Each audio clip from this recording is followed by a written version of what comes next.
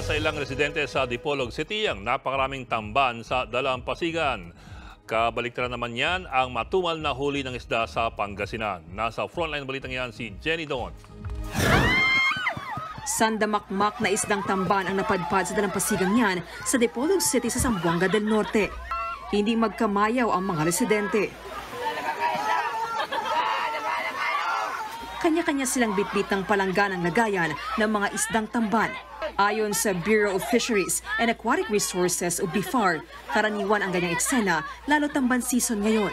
Posible raw na maraming pagkain sa baybayin kaya't napadpad doon ang mga isda. O hindi naman kaya dahil sa init, mas presko roon kaysa iba pang bahagi ng dagat. Kung sa Dipolog City, umuulan ng biyaya. Dito naman sa Dagupan City sa Pangasinan, matumal ang huli ng isda. Lumalangoy sila sa malalim na bahagi ng dagat. Kaya naman problemado ang mga mangingisda. Kung dati, 10 hanggang 15 kilo ang nahuhuli nila, ngayon kalahating kilo na lang kahit 4 na oras na silang nasa laot.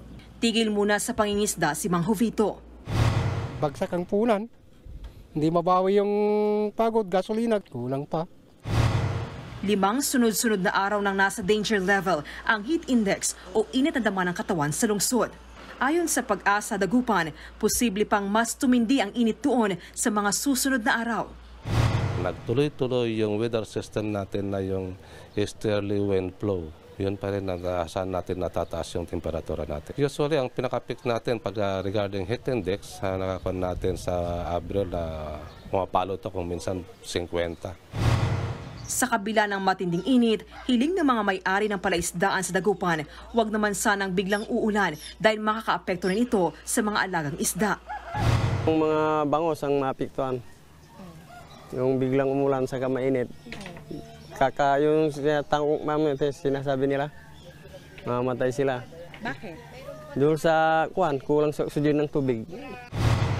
Para namang sardinas na nagsisiksika ng mga preso sa Muntinlupa City Jail. Halos magkapalit na ng mukha ang mga bilanggo dahil sa kulungang pang-41 lang dapat.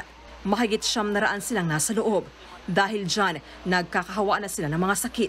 Nitong unang linggo lang ng Abril, nasa 80 na ang nahawaan ng scabies o galis-aso. Meron ding may na high blood at may mga tinubuan din ng jail rush o rumbo-rumbo pati pigsa. Meron po tayong kahit paanong isolation area para sa kanila to avoid or prevent yung pag-spread pa ng mga diseases. Sa ngayon, tiis-tiis muna ang mga preso hanggat hindi pa natatapos ang ginagawang karagdagang pasilidad kung saan sila ililipat. Nagbabalita mula sa Frontline, Jenny Dongon, News 5. Mga kapatid, Ed Lingaw po, maging maalam at may pakialam sa mga napapanahong balita sa ating bansa. Para sa mas malalimang pagtalakay at paghimay sa mga issue at headlines, tumutok lamang at pag-subscribe sa social media pages ng News 5.